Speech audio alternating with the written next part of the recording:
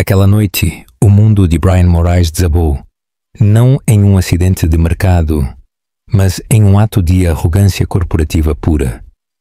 Ele me disse que eu não era digna de seu novo círculo de elite. Ele me proibiu de aparecer na festa da empresa que eu o ajudei a construir. Sua família ficou do lado dele. Pela primeira vez, eu não discuti.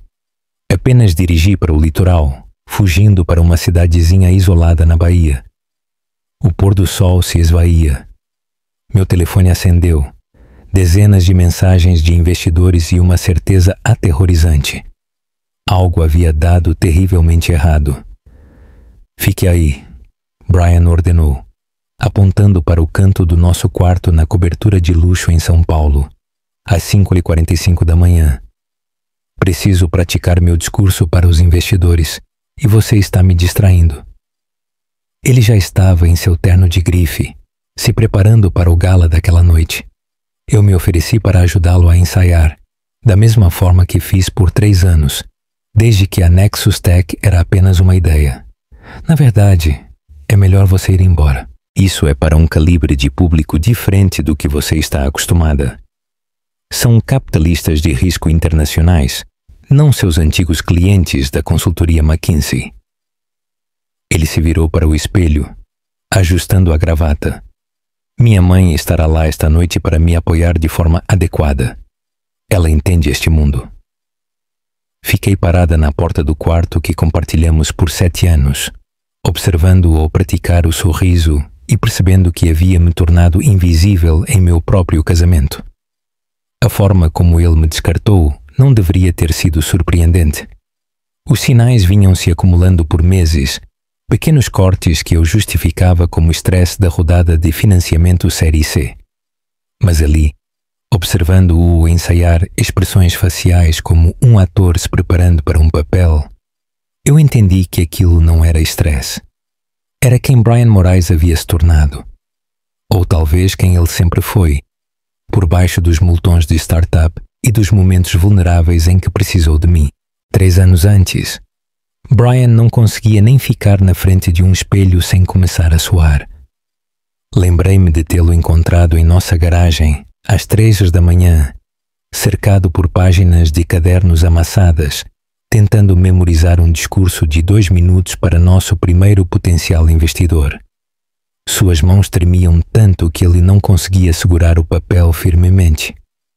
Passei aquela noite inteira ensinando-o exercícios de respiração, ajudando-o a reestruturar seus pontos de discussão, gravando-o no meu celular para que ele pudesse ouvir sua voz. Pela manhã, ele entregou o discurso impecável e garantiu nosso capital semente de 500 mil reais. Agora, ele estava descartando meus clientes da McKinsey como se fossem nada.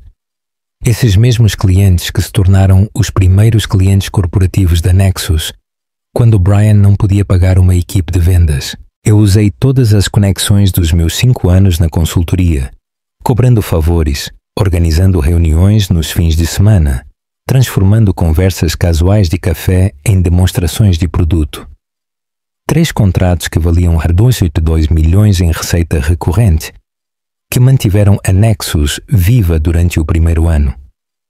Mas aparentemente, essa contribuição havia sido apagada da narrativa oficial. Você ainda está aqui? Brian perguntou sem se virar do espelho. Ele estava praticando sua risada confiante agora, aquela que não soava em nada como sua risada real. A verdadeira era levemente anasalada, terminava com um pequeno ronco, e só aparecia quando ele estava genuinamente encantado com algo. Eu não a ouvia havia 6 meses. Voltei para a quentice. Cozinha. Meus pés descalços silenciosos nos pisos de mármore que escolhemos juntos quando assinamos o contrato de locação desta cobertura. Naquela época, Brian insistiu que precisávamos de um lugar que impressionasse os investidores quando recebíamos reuniões. Eu concordei, embora o aluguel consumisse quase metade do nosso orçamento.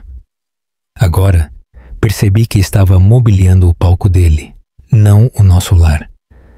Meu telefone vibrou com uma mensagem de Julia Shin, minha ex-colega da McKinsey, que agora atuava como chefe de operações da Nexus. Eu a havia recomendado para o cargo quando Brian precisava de alguém em quem pudesse confiar com os sistemas internos da empresa. A mensagem não continha palavras, apenas uma captura de tela que revirou meu estômago. Era um documento de orçamento interno para o gala daquela noite. O tipo de planilha detalhada que eu costumava preparar para Brian quando ele ainda estava aprendendo a gerenciar as finanças da empresa. Lá, sob uma seção rotulada Considerações Estratégicas, havia uma linha que dizia: otimização de presença, a participação de cônjuges limitada a membros do conselho e executivos de alto escalão que atendam a critérios específicos. Abaixo disso, uma nota: L. Moraes não se alinha ao posicionamento corporativo atual. Consultar parecer consultivo familiar. Parecer consultivo familiar.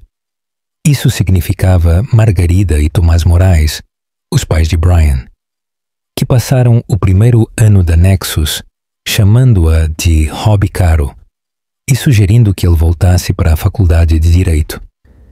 Eles só mudaram de tom quando o financiamento da Série B chegou e, de repente, o filho deles valia 20 milhões de dólares no papel. Agora, eles o aconselhavam sobre qual cônjuge atendia aos critérios para um evento corporativo. Pensei no nosso escritório na garagem, onde a Nexus havia nascido, a mesa de carro que usamos como escrivaninha, o whiteboard coberto com a minha caligrafia, porque a de Brian era ilegível quando ele ficava animado com uma ideia, o air mattress que inflávamos quando estávamos exaustos demais para dirigir para casa em segurança após sessões de codificação de 18 horas. Eu havia escrito metade do código da plataforma inicial, enquanto Brian se concentrava na arquitetura. Minhas contribuições estavam embutidas em cada linha do produto que o havia enriquecido. A cafeteira apitou, me puxando de volta ao presente. Pela janela da cozinha, São Paulo estava acordando. A luz da manhã refletia nas torres de vidro do centro. Em algum lugar em um desses edifícios, os investidores estavam se preparando para o gala daquela noite, prontos para despejar mais milhões na Nexus Tech. Eles apertariam a mão de Brian, brindariam à sua visão e nunca saberiam que o primeiro algoritmo da empresa, aquele que chamou a atenção deles em primeiro lugar, foi algo que desenvolvi depois que Brian atingiu um bloqueio e passou 3 dias convencido de que todo o projeto estava condenado. Meu telefone tocou. Luana, sinto muito, disse Stephanie imediatamente. Acabei de ver a lista final de convidados. Não consigo acreditar que estão fazendo isso com você. É estratégico, ouvi a mim mesma dizer, ecoando o jargão corporativo de Brian. Aparentemente, eu não projeto a imagem certa para os capitalistas de risco internacionais. Isso é um lixo completo, e você sabe disso. Você construiu metade dessa empresa. Suas conexões trouxeram a receita inicial. Caramba, você ensinou o Brian a ler um balanço através da porta do quarto. Eu podia ouvir Brian praticando seu discurso, sua voz carregando a confiança artificial que ele aprendeu com o caro treinamento executivo. A Nexus Tech representa o futuro das soluções de plataforma integrada. Ele declarou ao seu reflexo. Tinha ido embora o homem que uma vez descreveu nossa empresa como tentando tornar um software de negócios chato ligeiramente menos chato. A influência de Margarida Moraes era evidente em cada gesto ensaiado, em cada pausa calculada. Ela o vinha lapidando por meses, transformando seu filho de um programador nervoso em alguém que sabia navegar em clubes de campo e galas de caridade. Alguém cuja esposa precisava atender a critérios específicos. Júlia, eu disse calmamente, todos na empresa sabem que não fui convidada esta noite? A pausa me diz tudo. A equipe executiva sabe. Brian anunciou na reunião de liderança de ontem. Disse que era uma decisão estratégica tomada em consulta com o conselho e os conselheiros familiares. Conselheiros familiares. Lá estava de novo. Eu havia sido avaliada por um comitê e considerada inadequada. As palavras de Júlia pairaram no ar enquanto eu pousava meu telefone. A equipe executiva sabia. Todos na Nexus sabiam que eu havia sido formalmente excluída do gala daquela noite. A humilhação não era mais privada. Era política corporativa. Às 14 horas, eu não aguentava mais o silêncio da cobertura. Vesti-me cuidadosamente com meu melhor traje de negócios, o terno cinza chumbo que usei no fechamento da nossa série B, e dirigi até a sede da Nexus. O edifício para o qual nos mudamos no ano passado brilhava sob o sol da tarde, todo vidro e aço de ambição. O segurança, Marcos, que me conhecia desde que operávamos em um espaço de coworking, parecia desconfortável quando entrei no lobby. "Boa tarde, Sra. Moraes", ele disse, sem olhar diretamente nos meus olhos. Ele também sabia. A viagem de elevador até o 20º andar pareceu interminável.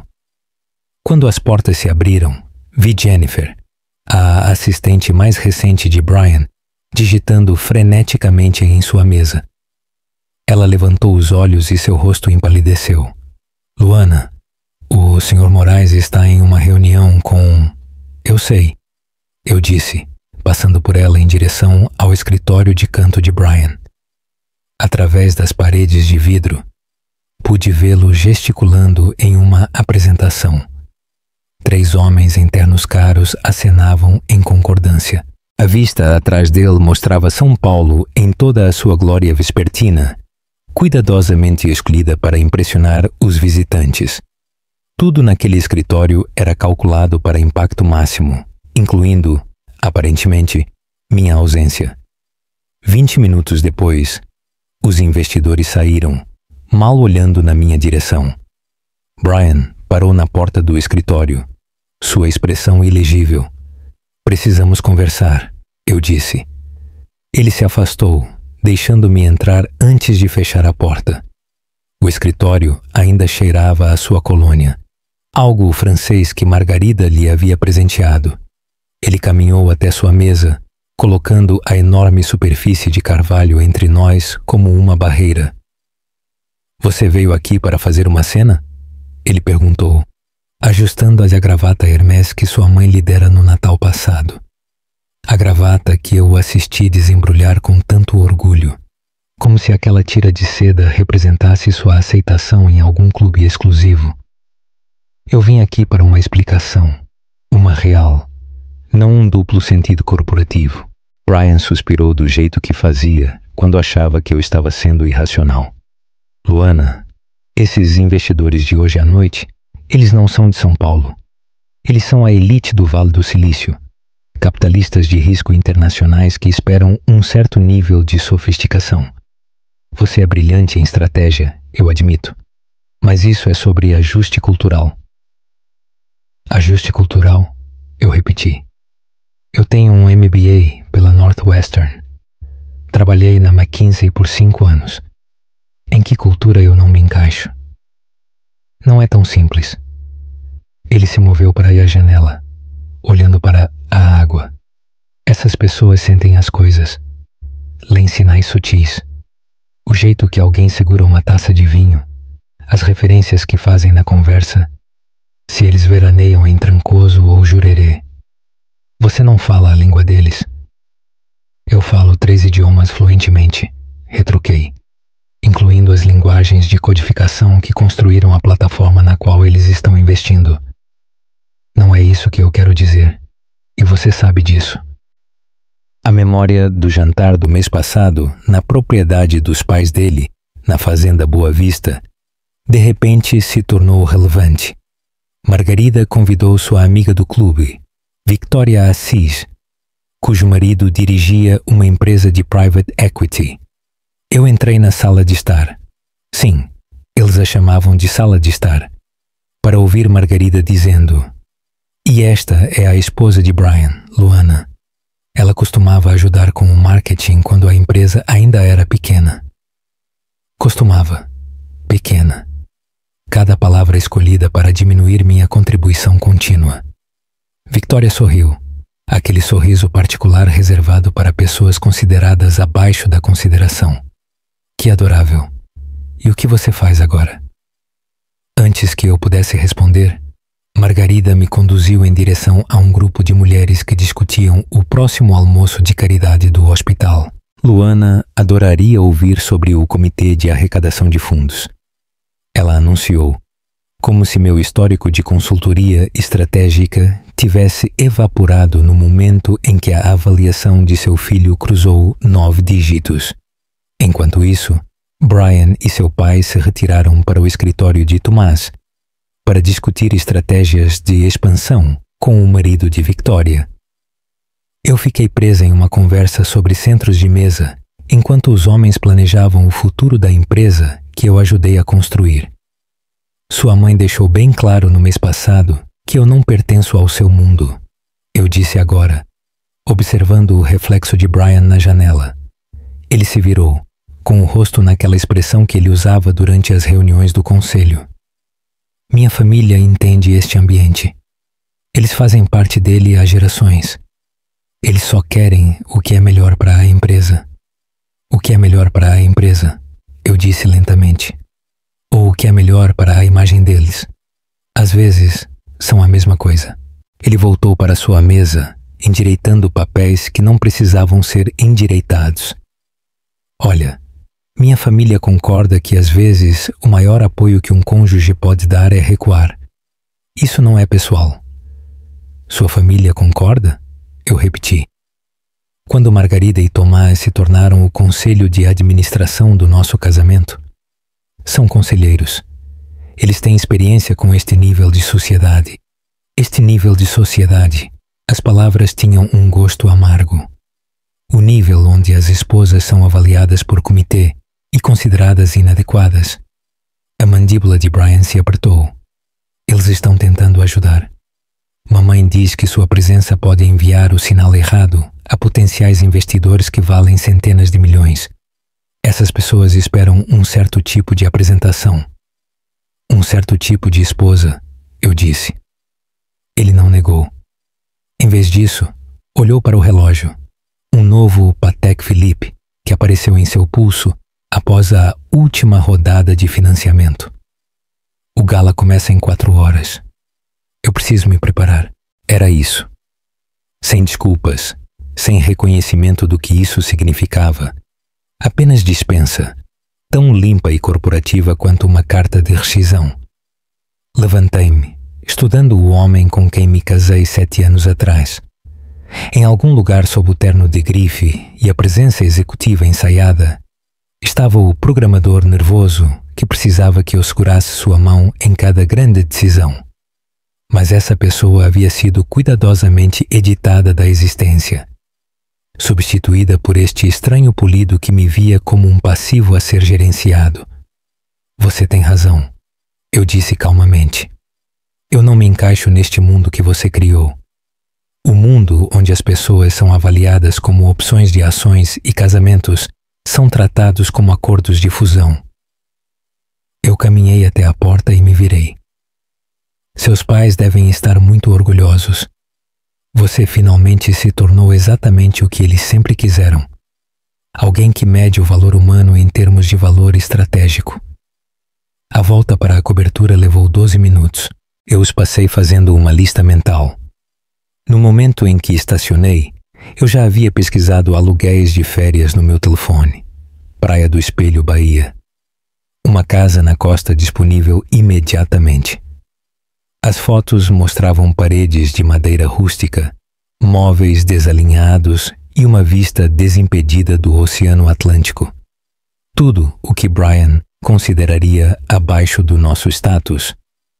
Fiz as malas metodicamente, escolhendo roupas que Brian sempre criticou. O jeans confortável que ele disse parecer muito casual. Os moletons universitários que ele alegava não serem apropriados para alguém na nossa posição. Os tênis que ele tentou jogar fora porque não eram de marca de designer. Cada item parecia recuperar um pedaço de mim mesma que eu havia gradualmente entregado. A cobertura parecia um museu enquanto eu me movia por ela pela última vez. Cada móvel cuidadosamente escolhido, cada obra de arte precisamente colocada, tudo selecionado para projetar sucesso e sofisticação. Nada disso parecia um lar. Nunca pareceu. Deixei meu conjunto de chaves na bancada de mármore ao lado do convite para o gala daquela noite que carregava apenas o nome de Brian. Sem bilhete, sem despedida dramática, apenas ausência, limpa e simples. Deixe-o explicar isso aos seus conselheiros estratégicos. A viagem para fora de São Paulo parecia uma expiração depois de prender a respiração por 3 anos. No espelho retrovisor, o horizonte da cidade diminuía. Todas aquelas torres de vidro cheias de pessoas calculando o valor umas das outras. À frente, a rodovia do Sol se estendia em direção a algo que eu havia esquecido que existia. A possibilidade de ser suficiente, exatamente como eu era. A rodovia do Sol se estendeu à minha frente enquanto o crepúsculo caía, meus faróis cortando a neblina costeira que rolava como uma coisa viva. 4 horas depois de São Paulo, finalmente virei para a estrada de cascalho que levava ao chalé. O GPS do meu carro lutava para manter o sinal, quando a pequena casa de madeira apareceu através da névoa. Empoleirada em seu rochedo como um ninho de pássaro, algo no meu peito se soltou pela primeira vez em meses. Helenita, a proprietária, estava na varanda vestindo macacões salpicados de tinta e segurando uma lanterna que lançava luz quente na escuridão crescente. Seu cabelo grisalho estava torcido em um coque bagunçado, preso pelo que parecia ser um pincel, e seu sorriso não tinha julgamento, apenas boas-vindas. Você deve ser Luana, disse ela, sua voz carregando um leve sotaque que eu não conseguia identificar. Você tem exatamente a cara de quem precisa desaparecer por um tempo. A precisão de sua observação deveria ter sido perturbadora, mas em vez disso, soou como permissão. Ela me entregou as chaves, surpreendentemente pesadas e antiquadas, e depois gesticulou para uma garrafa de vinho tinto sentada no corrimão da varanda. Vinícola local, ela explicou. Para o que você está fugindo ou celebrando, às vezes são a mesma coisa. O chalé não era nada parecido com nossa cobertura em São Paulo. Os pisos rangiam, as janelas tinham um painel único e tremiam com o vento, e os móveis pareciam ter sido coletados em vários leilões de propriedades ao longo de décadas. Mas quando larguei minha mala e olhei pelas janelas embaciadas pelo sal para o oceano infinito, senti-me mais em casa do que em anos. Naquela primeira noite, sentei-me no sofá gasto com o vinho de Helenita e ouvi a conversa constante do oceano com a costa. Sem sons da cidade, sem notificações de e-mail, sem Brian praticando discursos no quarto ao lado. Apenas o bater rítmico das ondas e o grito ocasional de um pássaro noturno. Coloquei meu telefone no modo avião e o enfiei na minha mala, debaixo das roupas confortáveis que Brian sempre criticou. A manhã seguinte chegou com um sol agressivo e o som de gaivotas discutindo sobre algo na praia abaixo. Fiz café no antigo percolador, do tipo que exigia a atenção real em vez de apenas pressionar um botão, e levei minha caneca para o deck.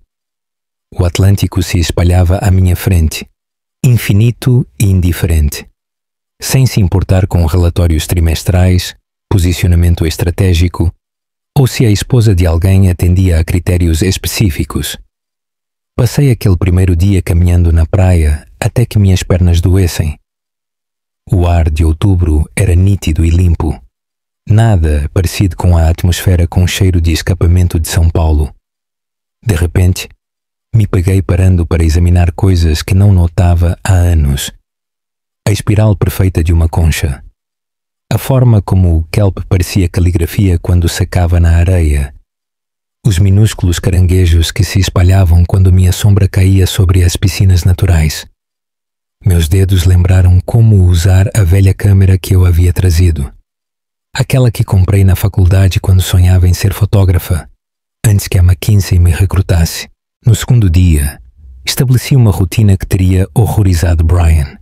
Acordar quando meu corpo decidisse, não quando um alarme exigisse. Café no deck enquanto assistia a névoa se dissipar. Longas caminhadas sem destino. Ler livros de verdade, aqueles que comprei anos atrás, mas nunca abri porque sempre havia outro pitch deck para revisar, outra apresentação para investidores para polir, outro modelo financeiro para ajustar. Eu estava na metade de um romance sobre uma mulher que vende tudo para comprar um vinhedo na França, quando Helenita apareceu no meu deck na terceira manhã, carregando sua própria caneca de café e um bloco de desenho. Se importa se eu me juntar a você? Perguntou ela, embora já estivesse se acomodando na outra cadeira. Sentamos em um silêncio confortável por um tempo, ela desenhando à vista enquanto eu fingia ler, mas na verdade a observava trabalhar. Suas mãos se moviam com a confiança de alguém que há muito tempo parou de se desculpar por ocupar espaço. Você tem a expressão, ela finalmente disse, sem desviar o olhar do desenho, de alguém recalculando a vida inteira. Tão óbvio assim? Eu administro este chalé há 15 anos. Já vi todos os tipos de artistas de fuga que existem. Executivos divorciados, médicos esgotados, escritores com bloqueio, cônjuges que descobriram casos. Você está na categoria, de repente percebi que estava vivendo a vida de outra pessoa. Eu ri, surpreendendo-me com o quão amargo soou. Meu marido decidiu que eu não era sofisticada o suficiente para o novo círculo social dele. Especificamente, eu não atendo aos critérios para participar do gala de investidores da empresa dele, a empresa que eu ajudei a construir. O lápis de Helenita parou. Ela olhou para mim e depois realmente olhou. Seus olhos afiados apesar das linhas de expressão ao redor deles. Deixe-me adivinhar, ela disse.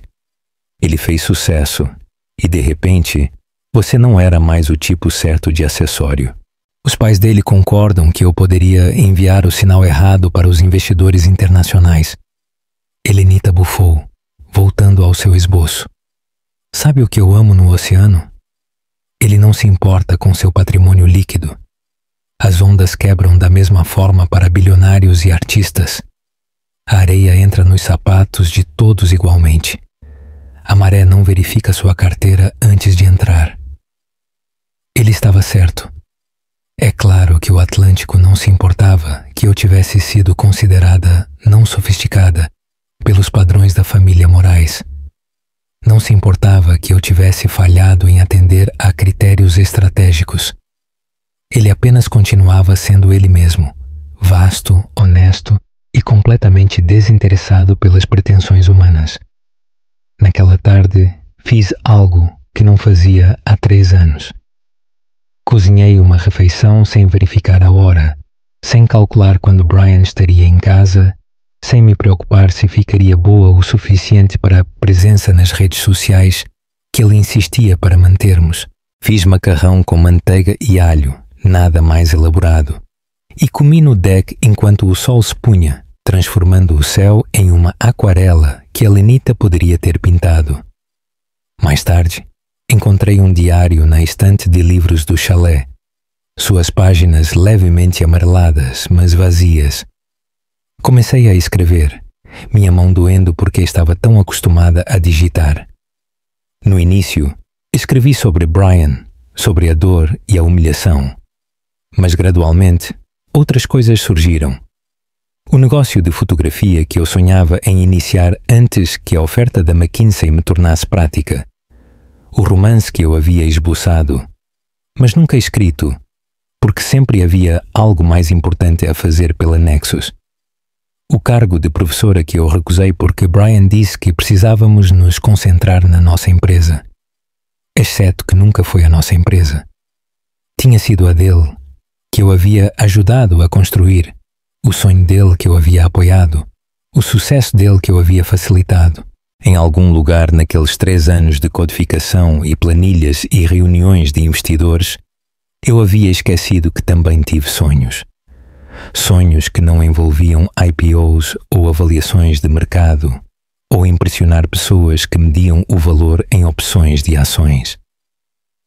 Na quarta manhã, caminhei até o pequeno centro da cidade, uma coleção de edifícios desgastados pelo tempo que pareciam estar resistindo à mudança desde os anos 70. A cafeteria tinha cadeiras desalinhadas e um menu de giz. Nada parecido com os elegantes cafés de São Paulo que Brian preferia. A proprietária, uma mulher com uma flor no cabelo, sorriu quando fiz meu pedido e não perguntou o que eu fazia para viver, onde estudei ou se veraneava em algum lugar impressionante. Voltei para o chalé da cafeteria enquanto a tarde de sábado se esvaía para a noite, carregando um saco de papel com pão fresco que o padeiro havia tirado do forno enquanto eu esperava. A simplicidade daquela transação, dinheiro por pão, sem avaliação da minha dignidade para comprá-lo, parecia revolucionária depois de anos de cada interação sendo medida por seu valor estratégico. O sol estava começando sua descida em direção ao horizonte, quando me acomodei no deck do chalé com uma taça do vinho de Helenita. 7 de outubro, 19h15. A quilômetros de distância, as portas do Grand Ballroom do Hotel Fairmont Copacabana estariam se abrindo para o gala de investidores da Nexus Tech. Eu sabia porque fiz um tour por aquele espaço com Brian 6 meses atrás, quando ele agarrou minha mão e sussurrou que aquela seria a nossa celebração da vitória. A lembrança parecia pertencer a pessoas diferentes. Eu podia imaginar perfeitamente. O salão de festas seria transformado com a iluminação precisa que selecionamos juntos. Os arranjos de flores do fornecedor que pesquisei, os coquetéis exclusivos que sugeri com base nas preferências dos investidores alemães que descobri através de uma investigação cuidadosa de seus eventos anteriores. Cada detalhe carregando minha impressão digital invisível, enquanto minha presença real havia sido considerada inadequada. O vinho tinha um sabor forte contra o ar salgado.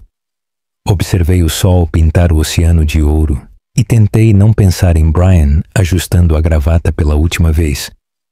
Margarida ao lado dele no vestido de designer, Kaipaade, que ela comprou especificamente para impressionar a multidão internacional. Tomás trabalhando no salão com seu charme de banqueiro de investimento ensaiado. Todos eles fingindo que eu nunca existi. Ou pior, que minha ausência era natural, planejada, mutuamente acordada.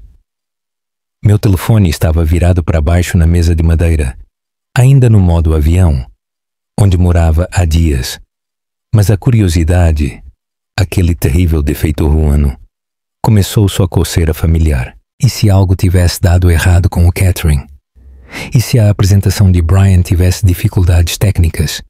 E eu me odiei por pensar nisso. E se ele precisasse de mim? Às 19h43, liguei meu telefone. A tela irrompeu imediatamente. O som de notificação tornou-se um zumbido contínuo à medida que as mensagens inundavam mais rápido do que o dispositivo conseguia processá-las. 26 chamadas perdidas, 42 textos, 17 e-mails marcados como urgentes. O telefone realmente aqueceu na minha mão com a atividade repentina. O nome de Júlia dominava as chamadas perdidas. Seus textos começaram profissionalmente e desceram ao caos. Luana, por favor, ligue quando receber isso. Algo aconteceu com os investidores alemães. Brian precisa que você ligue imediatamente. Ligue para mim agora. Está tudo implodindo. Onde você está? Isso é insano. Os investidores estão saindo. Brian está tendo um colapso. Então, algo que me fez sentar reta. Um texto de Margarida Moraes. Em 7 anos de casamento, minha sogra nunca havia me contatado diretamente pelo meu telefone. Ela se comunicava através de Brian, ou quando absolutamente necessário, por meio de convites formais escritos. Mas lá estava. Emergência familiar urgente. Você deve ligar imediatamente. Liguei para Júlia primeiro. Ela atendeu antes que o primeiro toque terminasse. Graças a Deus, ela ofegou. E eu podia ouvir o caos ao fundo. Vozes alteradas, o que parecia ser cadeiras arrastando. Alguém gritando sobre controle de danos. Luana, onde você esteve? Está tudo desmoronando. O que aconteceu? Aconteceram os alemães. Os documentos de due diligence. Ah, Deus, Luana. Eu tentei avisar o Brian, mas ele não me ouviu. Júlia, vá mais devagar. E os documentos? Eu a ouvi respirar fundo. Você se lembra daquele analista júnior que Brian contratou no mês passado? Kevin, alguma coisa. Ele foi designado para compilar o pacote de due diligence para os investidores alemães. Brian disse a ele para ser minucioso, para incluir tudo que mostrasse a excelência operacional da Nexus. E ele incluiu tudo, Luana. Todas as comunicações internas sobre o gala daquela noite, os documentos de orçamento, as cadeias de e-mail, incluindo o documento de considerações estratégicas que listava você como excluída por não atender aos critérios, incluindo o e-mail de Brian para o conselho onde ele escreveu. Ela fez uma pausa e eu podia ouvir papéis farfalhando. Onde ele escreveu: a presença da minha esposa pode enviar o sinal errado sobre nossa sofisticação corporativa. Após consulta com meus conselheiros familiares, determinamos que a participação dela não se alinharia ao nosso posicionamento para investimento internacional. O copo de vinho escorregou da minha mão, estilhaçando-se no deck. O líquido vermelho se espalhou pela madeira gasta como sangue. Os alemães viram isso. Ingrid Hoffmann, ela mesma. Você sabe, a sócia gerente da Rain Technic Ventures, a que controla 2 bilhões em ativos. Ela estava revisando os documentos durante o coquetel. Brian estava no meio da apresentação sobre os valores e cultura corporativa da Nexus quando ela se levantou. Ela se levantou durante a apresentação dele na frente de todos, 200 pessoas, todos os principais investidores, o conselho inteiro. Ela segurou seu tablet com o documento em exibição e disse: Luana, eu não estou exagerando. Ela disse: Senhor Moraes, poderia explicar por que sua esposa, que de acordo com a história da sua própria empresa, ajudou a construir esta plataforma, foi excluída do evento desta noite por falhar em atender aos critérios de sofisticação? Eu afundei na cadeira do deck, minhas pernas subitamente incapazes de me sustentar. O salão ficou em silêncio mortal. Brian tentou explicar. Disse que foi tirado de contexto, que foi uma decisão mútua. E então Ingrid disse: Deus, todos ouviram. Nós não investimos em empresas cuja liderança trata pessoas como passivos estratégicos. Se é assim que o senhor valoriza a pessoa que o ajudou a construir sua empresa, como tratará outros stakeholders quando se tornar conveniente? Ela disse isso na frente de todos no microfone. As palavras dela ecoaram pelo salão. Então ela fechou sua pasta, levantou-se e saiu. Toda a equipe dela a seguiu. 6 outras empresas internacionais saíram com eles. Os americanos ainda estão lá, mas estão todos em seus telefones com seus conselhos. A imprensa foi convidada esta noite.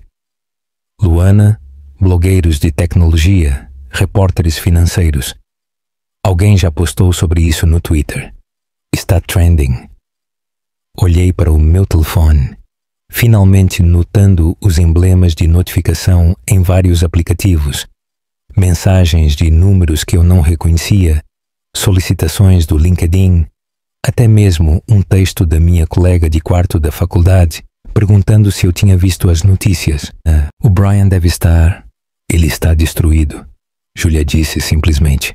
Ele tentou continuar a apresentação depois que os alemães saíram, mas sua voz estava tremendo. Margarida tentou fazer controle de danos, indo de mesa em mesa, mas as pessoas já estavam abrindo os documentos em seus telefones. Alguém vazou o pacote inteiro para a TechCrunch. A manchete é: cofundador da Nexus exclui esposa de gala por falta de sofisticação corporativa. O telefone dele não para de tocar. Pelo telefone, ouvi uma porta bater e a voz de Brian, alta e tensa, gritando algo sobre estratégias de contenção. Depois, a voz de Margarida, estridente e exigente, insistindo para que alguém resolvesse isso imediatamente. Eu preciso ir, disse Júlia. É o caos aqui. Mas Luana, aquela alemã, Ingrid, antes de sair, ela passou por Brian e disse alto o suficiente para os outros ouvirem. O sucesso que exige diminuir aqueles que o ajudaram a alcançá-lo não é sucesso. É apenas ego com um plano de negócios. Ela é a minha nova heroína. Júlia desligou, deixando-me sozinha no deck com o copo de vinho estilhaçado aos meus pés e o som das ondas que de repente parecia muito alto. A tela do meu telefone continuava acesa com notificações. Cada uma pequena explosão na escuridão. Eu observei os números subirem. 57 textos não lidos, 31 chamadas perdidas, e-mails se multiplicando como um vírus. Os aplicativos de notícias financeiras que eu havia esquecido de deletar começaram a enviar alertas. Ações da Nexus Technologies despencam no comércio pós-horário. Firma de investimento alemã retira-se do acordo com a Nexus. Urgente. Múltiplos investidores abandonam gala da Nexus após vazamento de documentos. Cada manchete parecia surreal, como ler sobre estranhos em vez da empresa que eu ajudei a codificar em nossa garagem. Meu telefone tocou. A foto de Brian apareceu.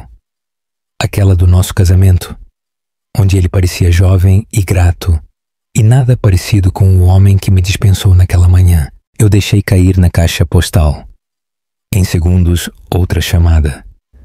Desta vez, de um número que eu não reconhecia, mas com um código de área de São Paulo. Depois outra e outra. Desliguei o toque, mas continuei observando as chamadas silenciosas se acumularem como acusações. Às 20h47, finalmente comecei a ouvir os voicemails. A primeira mensagem de Brian ainda carregava sua voz de CEO, controlada e medida, apesar do caos que Júlia havia descrito. Luana, temos uma situação que exige gerenciamento imediato. Houve um mal-entendido sobre a documentação desta noite. Ligue-me para que possamos coordenar nossa resposta. Isso afeta a nós dois. A segunda mensagem, com carimbo de data, hora 12 minutos depois, mostrava rachaduras em sua compostura. Luana, eu sei que você está recebendo essas mensagens. Os investidores alemães se retiraram. A imprensa está envolvida. Precisamos apresentar uma frente unificada. Por favor, ligue para mim. Na terceira mensagem, sua voz mudou de impositiva para urgente. O conselho está se reunindo agora mesmo. Eles estão falando sobre minha renúncia. Mais 3 empresas acabaram de desistir. São 280 milhões lá em compromissos perdidos. Você tem que me ajudar a explicar isso. Diga a eles que foi sua escolha não comparecer. A quarta mensagem abandonou toda a pretensão. Luana, por favor. A TechCrunch postou a história. Está em todo lugar. Meu telefone não para. Repórteres, investidores, o conselho estão dizendo que eu destruí a reputação da empresa. Não pode ser assim que termina. Não depois de tudo o que construímos. A quinta mensagem era quase irreconhecível como Brian. As ações caíram 38%. 38%. Luana, você entende o que você fez? O conselho está em pânico. Precisamos que você diga que isso foi mútuo. Por favor, eu estou implorando. Passei para o próximo voicemail. A voz de Tomás Moraes encheu meu ouvido, fria e ameaçadora de uma forma que eu nunca tinha ouvido antes. Luana, é Tomás. Não sei que jogo você está jogando, mas você está destruindo a reputação da nossa família. A carreira de Brian está em ruínas. Margarida está sendo bombardeada com ligações de nossos associados. Se você não divulgar imediatamente uma declaração apoiando Brian, eu buscarei todas as opções legais disponíveis. Essa destruição vingativa termina agora. Destruição vingativa. Como se eu tivesse orquestrado isso. Como se eu tivesse escrito os documentos que me excluíram ou os vazado para os investidores. Como se eu tivesse feito algo além de sair em silêncio quando me disseram que eu não era querida. A próxima mensagem me fez rir de verdade.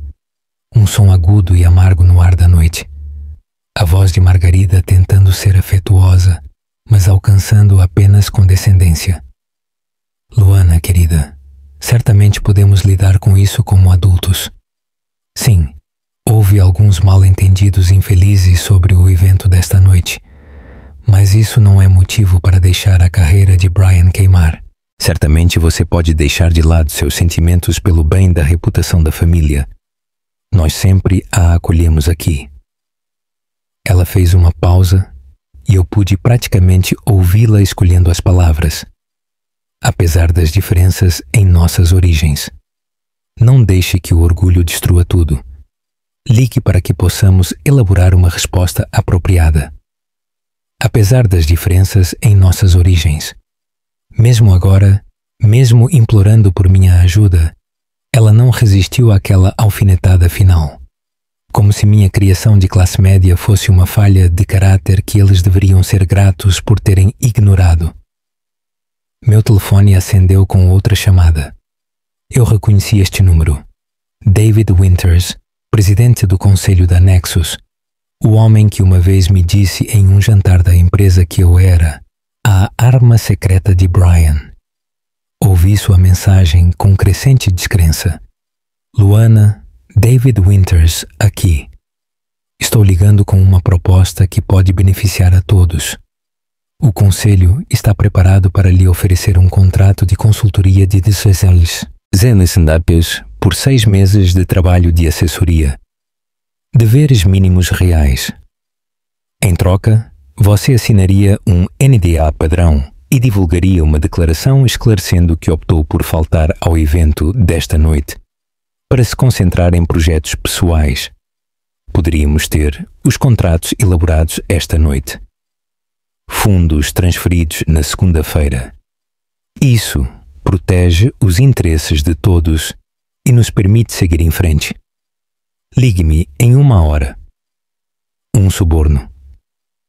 Eles estavam tentando comprar meu silêncio.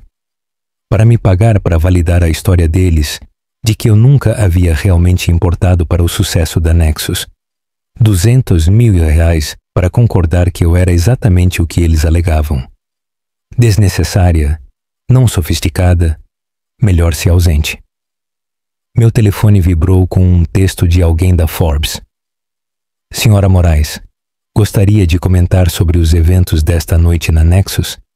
Estamos publicando uma matéria sobre cultura corporativa e valor conjugal em startups de tecnologia. Outro, do Wall Street Journal. Você pode confirmar se foi formalmente excluída do gala desta noite? Bloomberg, Reuters, TechCrunch. Os questionamentos chegavam. Cada repórter farejando sangue na água. A bateria do meu telefone caiu de 60% para 40%, apenas processando as mensagens de entrada. Durante tudo isso, eu sentei no deck observando o oceano, que continuava seu ritmo antigo, completamente imperturbável pela implosão acontecendo a quilômetros de distância. As ondas batiam e recuavam, indiferentes aos preços das ações e às reputações corporativas. Um texto de Júlia cortou as solicitações da mídia.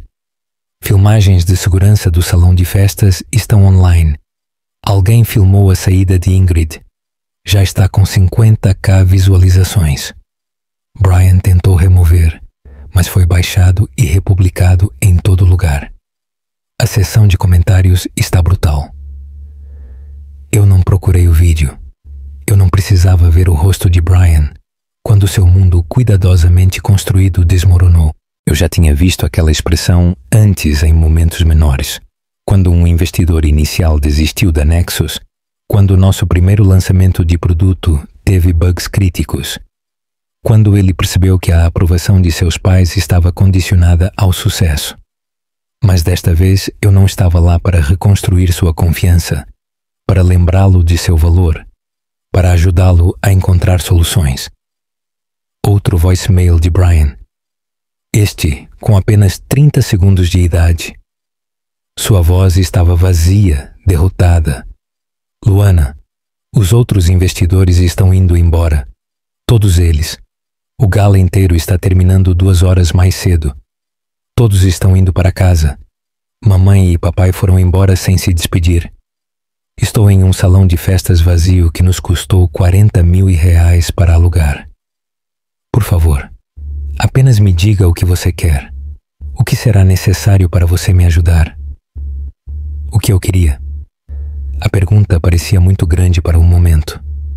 Eu queria os últimos 3 anos de volta. Eu queria o marido que chorou de alegria quando nosso primeiro cliente assinou. Eu queria a vida que planejamos antes que o sucesso reescrevesse todas as nossas definições. Eu sentei ali com a voz quebrada de Brian ainda ecoando no meu ouvido, perguntando o que seria necessário para eu ajudá-lo. O telefone parecia pesado na minha mão, brilhando com 37 voicemails. Cada um pedaço do desespero se desenrolando a quilômetros de distância. O pôr do sol havia se aprofundado enquanto eu ouvia, transformando o céu do Espírito Santo em camadas de ouro sangrando em roxo. O tipo de beleza natural que existia completamente independente do drama humano. O que seria necessário? A pergunta presumia que eu tinha exigências, que esta era uma negociação onde eu tinha uma alavancagem que pretendia usar. Mas sentada ali observando a luz se esvair sobre o Atlântico, percebi que eu não queria nada de Brian ou de sua família ou da Nexus Tech. Eu não queria desculpas ou explicações ou o contrato de consultoria que David Winters havia agitado como uma cenoura. Eu nem queria vingança. Não de verdade, porque vingança exigia se importar com o resultado. Eu queria silêncio.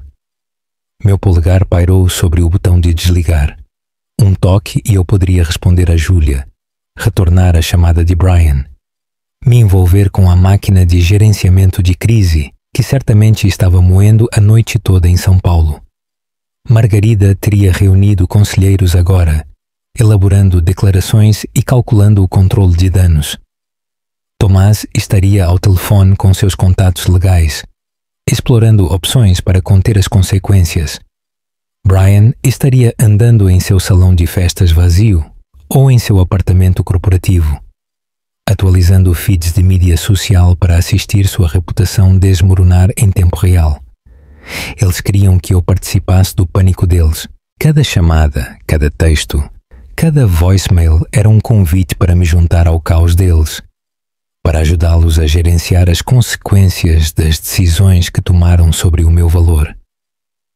Até o suborno de David presumia que eu poderia ser trazida de volta à narrativa deles pelo preço certo.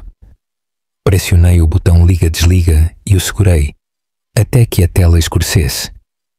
Então, fiz algo que não fazia desde a faculdade, antes que os smartphones se tornassem extensões de nossos corpos. Encontrei uma pequena chave de fenda na gaveta da cozinha do chalé, removi o painel traseiro do telefone e tirei a bateria. O dispositivo se tornou apenas um retângulo de vidro e metal, inofensivo e silencioso. A separação física pareceu significativa. Não era apenas o modo avião, que podia ser desfeito com um deslize. Isso exigia uma ação deliberada para reverter. Uma barreira entre mim e a tentação de verificar apenas mais uma mensagem, para ver se Brian havia ligado novamente, para testemunhar o colapso contínuo de tudo o que ele havia construído enquanto me excluía disso.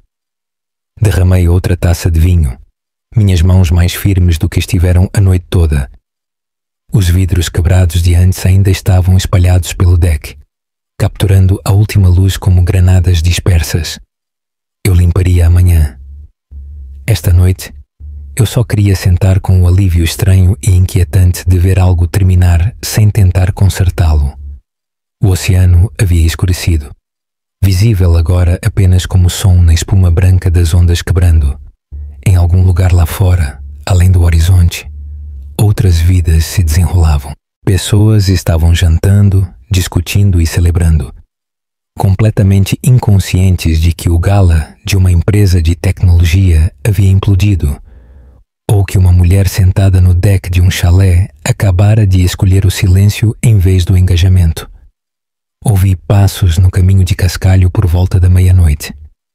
Helenita apareceu carregando uma garrafa térmica e vestindo um cardigã grosso sobre suas roupas manchadas de tinta.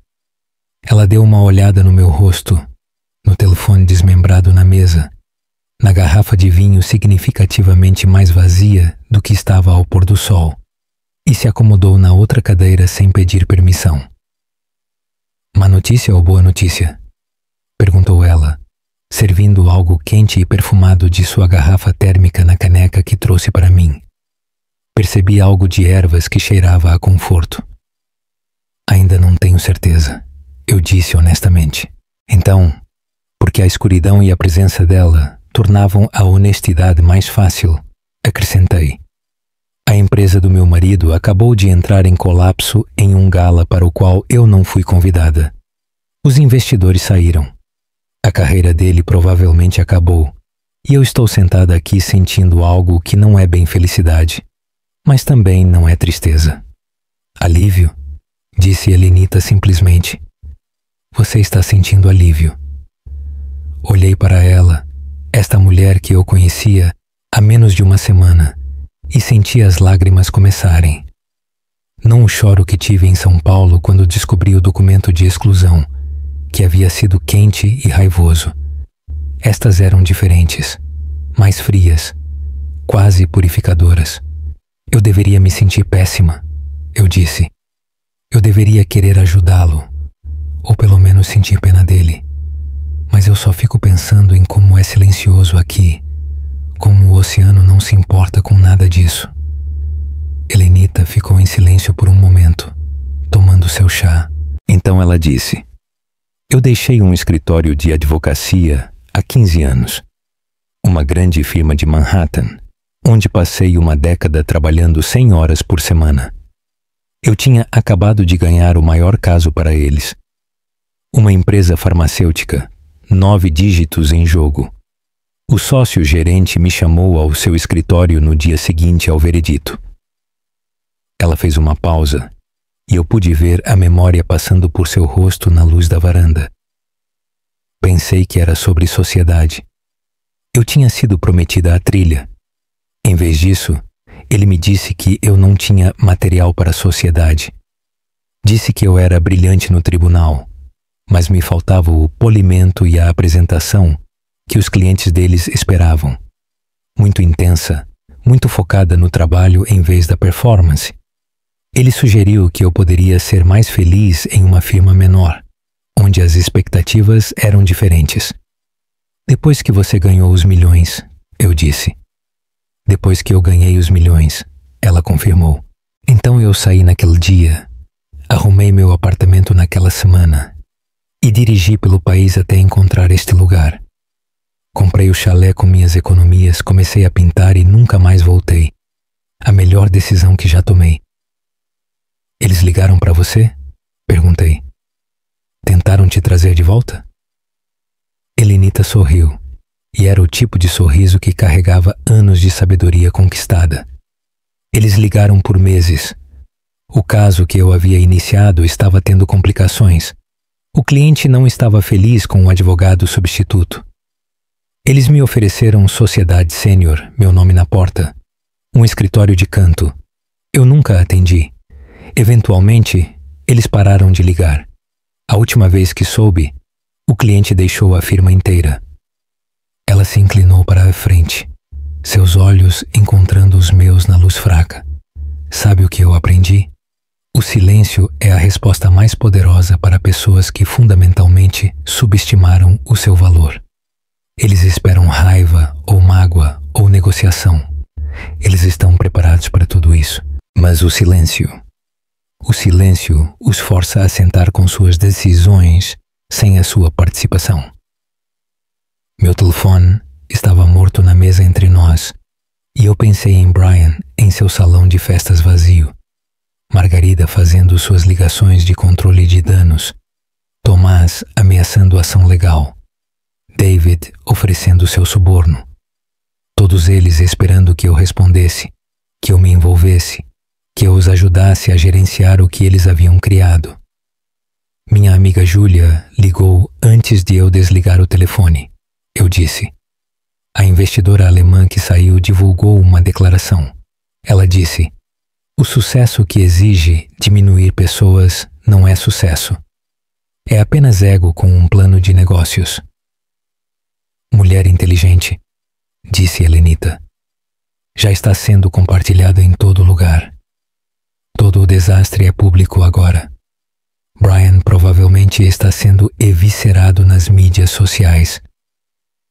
E como isso faz você se sentir? Considerei a pergunta honestamente, sentada com a complexidade de minhas emoções. Satisfeita não é bem a palavra.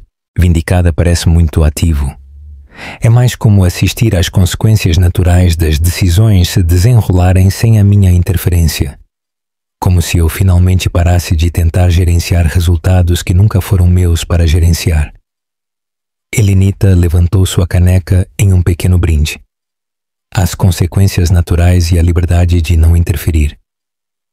Ficamos sentadas juntas até quase 2 horas da manhã, conversando sobre tudo, exceto Brian e a Nexus. Ela me falou sobre suas instalações de arte, sobre aprender a confiar em seus instintos criativos após anos de argumentação legal. Eu falei sobre os sonhos de fotografia que abandonei, sobre o romance que eu havia esboçado, mas nunca escrito, sobre todas as versões de mim mesma que eu havia deixado de lado para construir o império de outra pessoa. Quando finalmente entrei, deixei o telefone desmembrado na mesa do deck. De manhã, eu estenderia meu aluguel do chalé. Passaria dias caminhando nas praias, ajudando Helenita a se preparar para sua próxima exposição na galeria, comendo refeições que não exigiam documentação ou propósito estratégico. Eu descobriria como era existir sem uma plateia, sem tentar provar meu valor para pessoas que já haviam decidido que eu não o tinha. Vingança, eu estava aprendendo, não exigia ação ou planejamento, ou consequências cuidadosamente orquestradas. Às vezes, a vingança era simplesmente escolher a paz enquanto o mundo cuidadosamente construído de outra pessoa desmoronava sob o peso de suas próprias decisões. Às vezes, tinha gosto de ar salgado e chá de ervas e o silêncio absoluto de um telefone que não podia tocar. A semana na Praia do Espelho se estendeu para 8 dias, depois 9, depois 10. A cada manhã, eu acordava com o som das ondas e a ausência de urgência. E a cada manhã, eu escolhia ficar mais um dia. Helenita nunca perguntou quando eu estava partindo. Ela simplesmente ajustou o acordo de aluguel, ignorando minhas preocupações sobre suas outras reservas com uma mão manchada de tinta e a observação de que o chalé parece saber quem precisa dele. Mas na 11ª manhã, acordei com um sentimento diferente. Não era pavor, exatamente, mas uma clareza de que o silêncio havia feito o seu trabalho. Eu descobri o que precisava saber sobre mim mesma, sobre o que eu queria, sobre quem eu era sem as ambições de Brian definindo meus dias. Agora, eu precisava ver o que restava da vida que deixei para trás. A viagem de volta para São Paulo pareceu mais longa do que a fuga. Outubro havia se aprofundado no final do outono. As árvores ao longo da rodovia despidas de suas folhas. Tudo renderizado em tons de cinza que combinavam com minha incerteza. Liguei meu telefone naquela manhã, deixando-o carregar enquanto fazia as malas, mas não olhei as mensagens. Haveria tempo suficiente para aquele caos assim que eu chegasse. A cidade apareceu através da chuva por volta das 16 horas. Seu horizonte emergindo da névoa como um estranho familiar. Eu morei aqui por 7 anos. Mas dirigindo pelo centro em direção à nossa cobertura, eu me sentia como uma turista observando a vida de outra pessoa. As cafeterias onde Brian e eu planejamos nossas estratégias iniciais. O restaurante onde celebramos nosso primeiro grande contrato. O parque onde caminhávamos nas manhãs de domingo antes que o sucesso preenchesse todos os fins de semana com eventos de networking. A garagem do nosso prédio contou a primeira história. Parei no meu lugar designado e notei que o Tesla de Brian havia sumido. Em seu lugar não havia nada. Apenas concreto vazio marcado com os leves rastros de pneus de sua partida. Fiquei no meu carro por um longo momento, o motor desligado, ouvindo o tic-tac do metal esfriando e tentando me preparar para o que esperava lá em cima. A cobertura parecia abandonada no momento em que abri a porta. Não vazia. Todos os móveis permaneceram. Todas as obras de arte cuidadosamente escolhidas ainda penduradas nas paredes, mas oca de uma forma que não tinha nada a ver com ocupação física. O ar tinha gosto de velho, como se ninguém tivesse aberto uma janela por dias.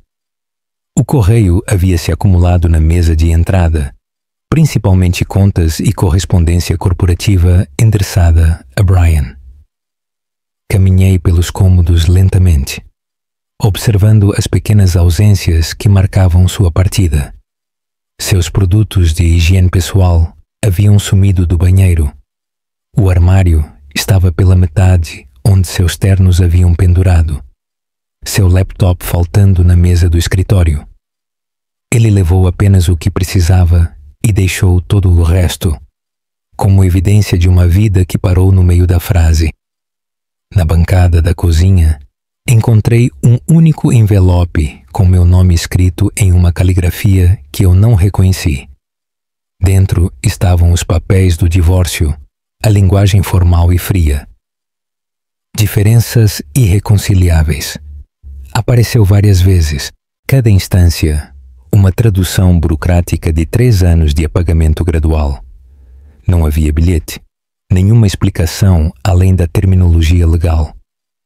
Brian havia comunicado sua decisão final através de seu advogado, mantendo sua distância profissional até mesmo na dissolução de nosso casamento. Eu deveria ter sentido algo, raiva ou tristeza, ou até alívio. Em vez disso, senti apenas uma curiosidade distante, como se estivesse lendo sobre o divórcio de outra pessoa. Os papéis não pediam nada irracional. A divisão de bens seria negociada. O contrato de locação da cobertura estava em ambos os nomes. Tudo poderia ser resolvido por advogados. Nenhuma comunicação direta era necessária. Deixei os papéis na bancada e olhei para as luzes da cidade começando a brilhar na escuridão do início da noite. Em algum lugar lá fora, Brian estava morando em um apartamento corporativo, provavelmente ainda vestindo seus ternos de grife e praticando sua presença executiva para o que restava de sua carreira. O pensamento não continha satisfação nem vingança. Simplesmente era. Na manhã seguinte, me encontrei com Catarina Duarte, a advogada que a amiga de Helenita havia recomendado. Seu escritório ocupava uma suíte modesta em um prédio longe das torres brilhantes onde residiam as firmas de elite de São Paulo. Os móveis eram confortáveis em vez de impressionantes. A arte nas paredes, originais de artistas locais em vez de peças de investimento. Ela me cumprimentou com um aperto de mão firme e olhos que sugeriam que ela havia ouvido todas as histórias e não julgava nenhuma delas. Eu revisei o pedido de divórcio, disse Catarina assim que nos acomodamos com café. Linguagem direta, sem pedidos incomuns, mas achei que você deveria saber o que tem acontecido com a Nexus Tech desde o incidente do Gala.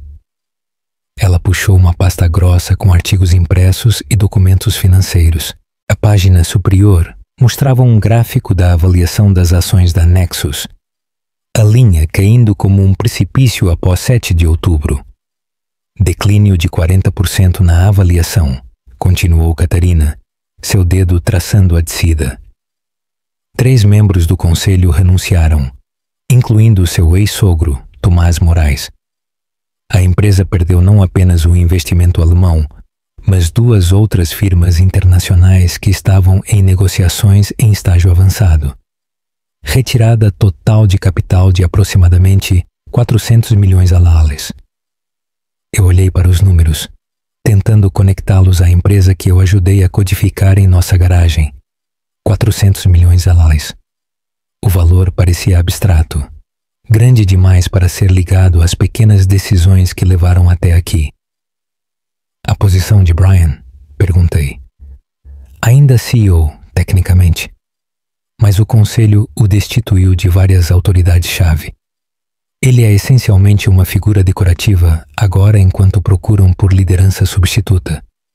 Os pais dele retiraram seu apoio financeiro 2 dias após o gala. De acordo com minhas fontes, Margarida Moraes disse a várias pessoas em seu clube de campo que eles precisavam proteger seus outros investimentos da associação com o escândalo. A ironia não passou despercebida. Margarida, que estava tão preocupada com minha presença enviando o sinal errado aos investidores, havia ela mesma enviado o sinal mais claro possível ao abandonar o filho quando sua reputação se tornou um passivo. Há mais, disse Catarina, deslizando outro documento pela mesa.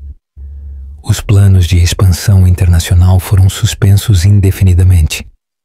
Os escritórios de Londres e Singapura que estavam programados para abrir no próximo trimestre foram cancelados. Vários funcionários-chave saíram para concorrentes. Quantos funcionários? 43 nos últimos 10 dias, incluindo a maioria da equipe de engenharia original que construiu a plataforma com você e Brian.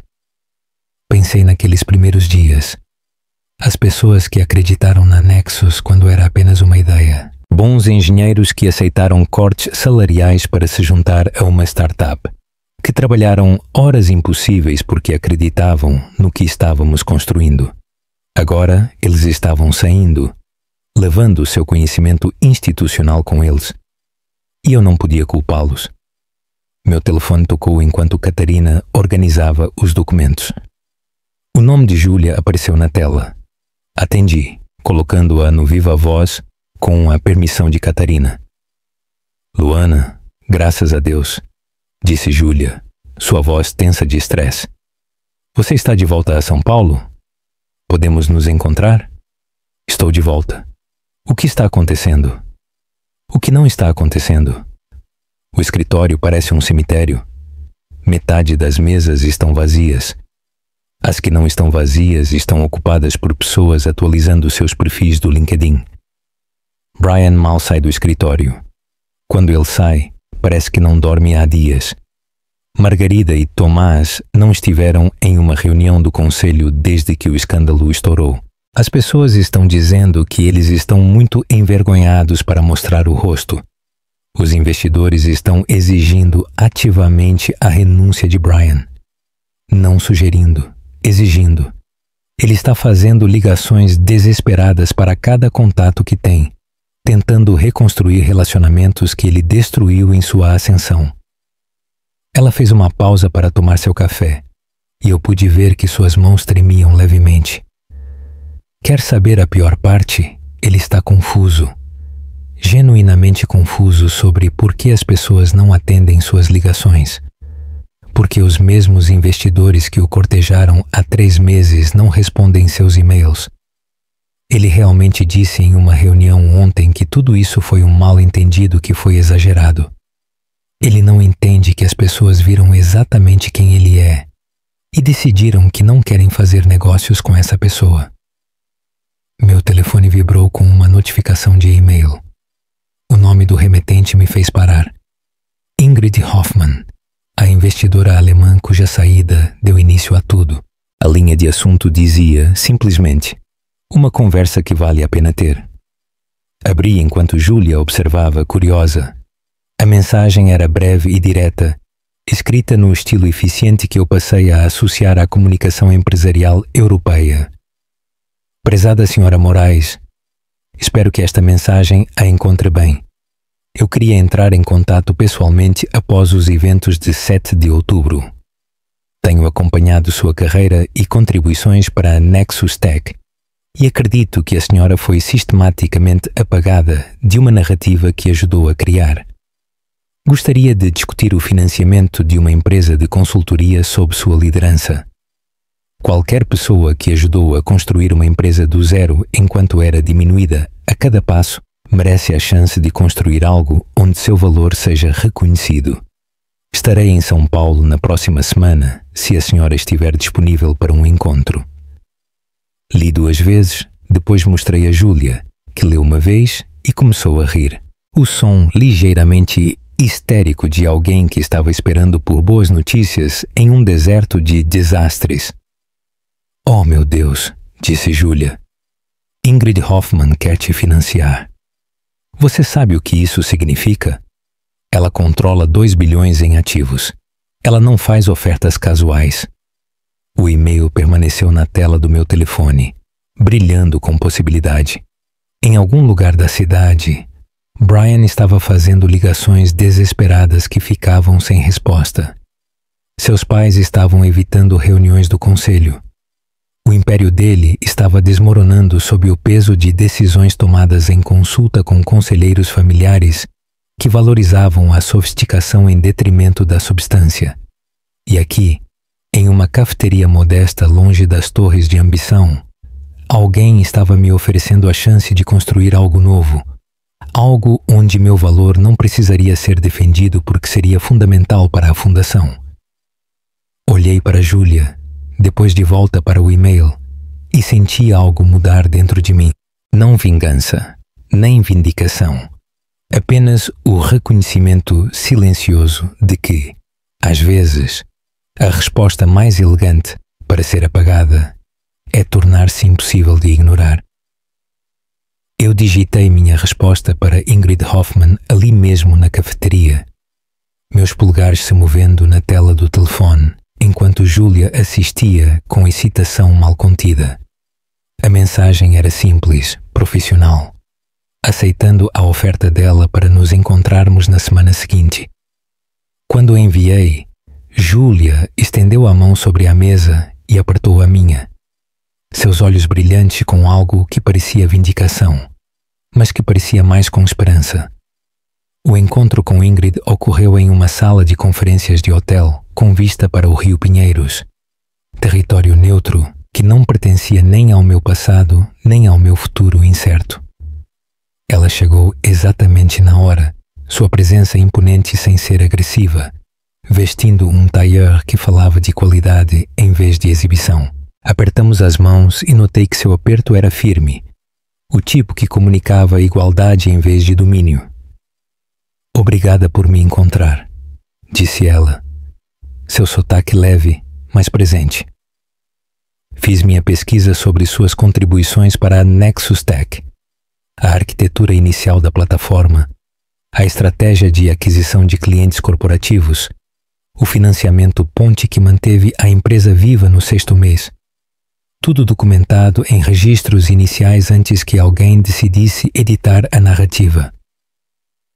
Ela deslizou uma pasta pela mesa.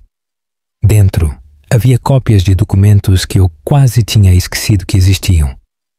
Apresentações iniciais para investidores com meu nome listado como cofundadora, cadeias de e-mail mostrando minhas contribuições técnicas, até mesmo uma fotografia de um jornal de negócios local apresentando Brian e eu juntos em nosso escritório na garagem, quando minha presença ainda era considerada um ativo.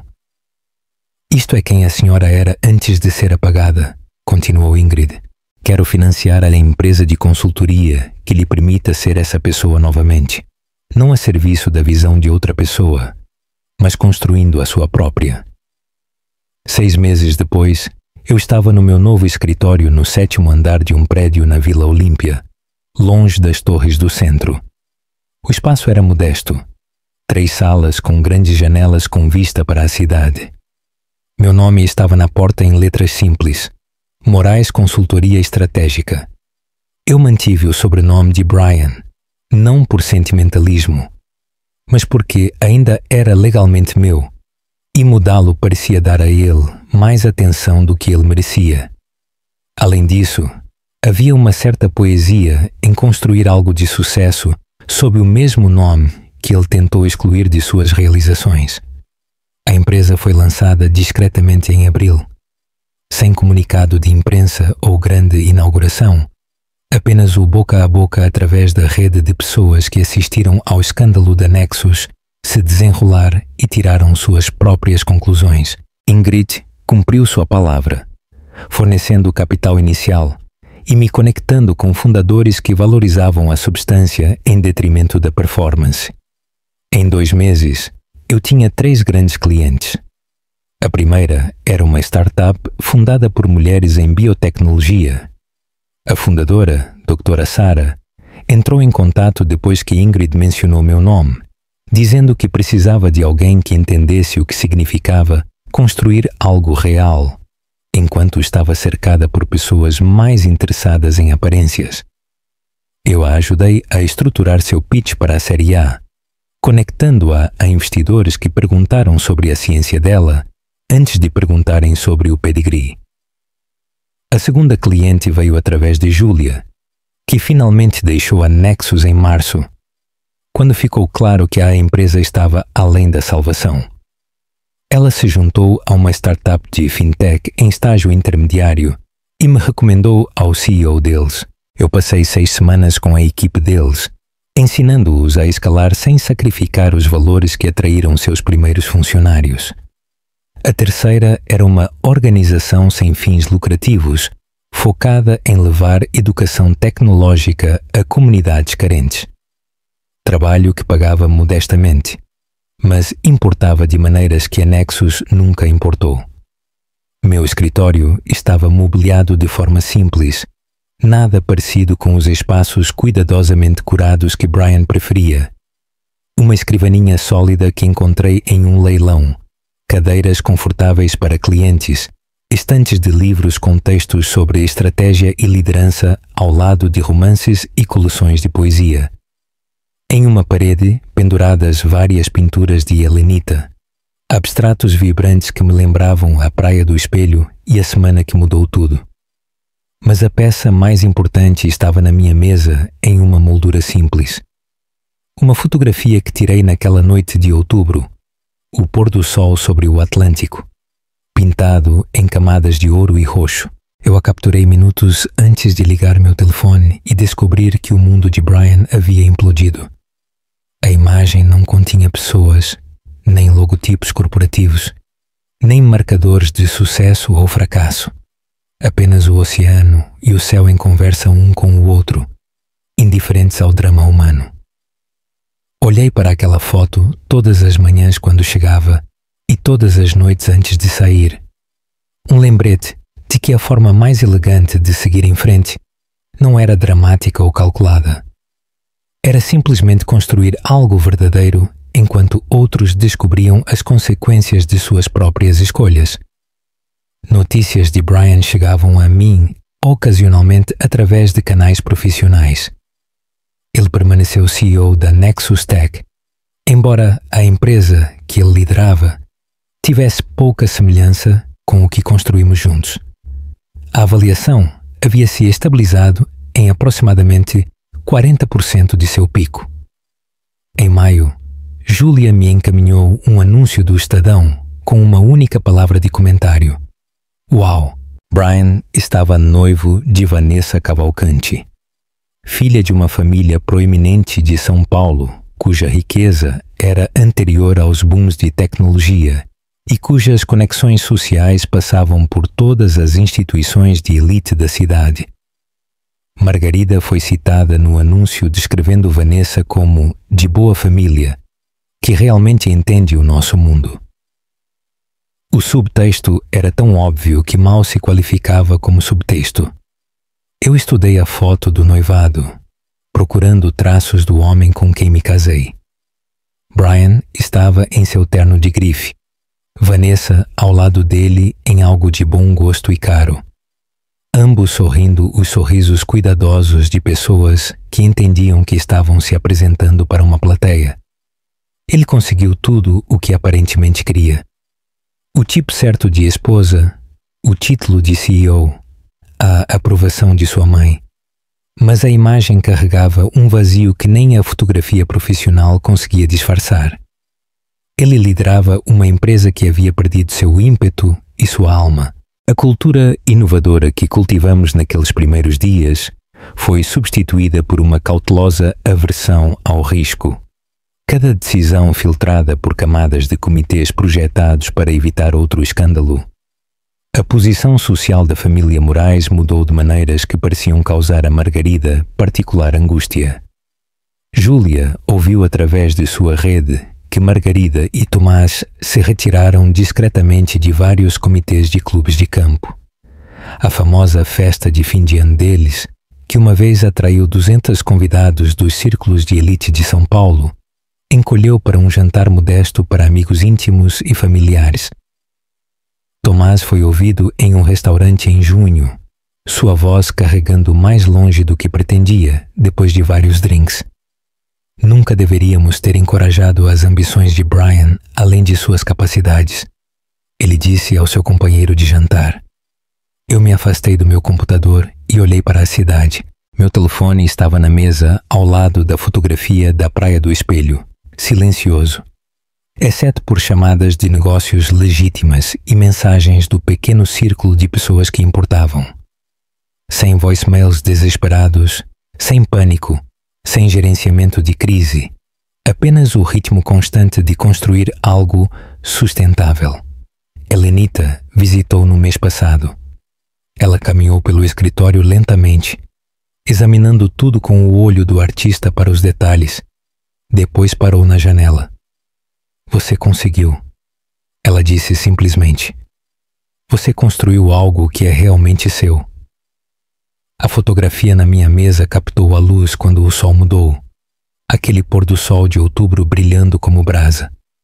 Eu aprendi algo importante durante aquela semana na costa, algo que levou meses para entender completamente.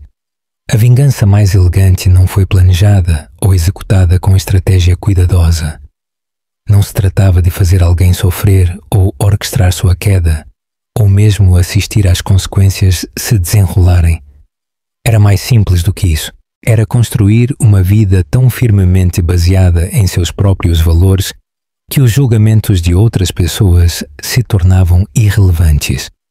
Era encontrar paz na distância entre quem eles decidiram que você era e quem você realmente se tornou. Era descobrir que a indiferença do oceano às hierarquias humanas era um tipo de sabedoria que valia a pena internalizar. Brian tinha seu título, sua noiva apropriada e a aprovação qualificada de sua mãe. Ele usava seus ternos de grife em um escritório que ficava mais vazio a cada trimestre, liderando uma versão diminuída do que construímos juntos, tendo conquistado a aparência de sucesso enquanto perdia tudo o que o tornava significativo. E eu sentava no meu escritório modesto, ajudando fundadores a lembrarem que as pessoas que constroem a escada merecem escalá-la também. O oceano não se importava com círculos de elite ou posicionamento estratégico, ou se a esposa de alguém atendia a critérios específicos. Ele apenas mantinha seu ritmo antigo, batendo e recuando, indiferente à ambição humana. Eu aprendi a carregar essa indiferença dentro de mim, não como frieza, mas como liberdade. A liberdade de construir sem se apresentar, de ter sucesso sem diminuir os outros, de encontrar paz em ser simplesmente suficiente, exatamente como eu era. Se esta história de triunfo silencioso ressoou com você, clique no botão de curtir agora. Minha parte favorita foi quando Luana escolheu o silêncio em vez do engajamento, removendo a bateria do telefone enquanto o mundo de Brian desabava a quilômetros de distância. Qual foi o seu momento favorito? Deixe-o nos comentários abaixo. Não perca mais histórias convincentes de resiliência e reinvenção. Inscreva-se e ative o sino de notificação para nunca perder um upload.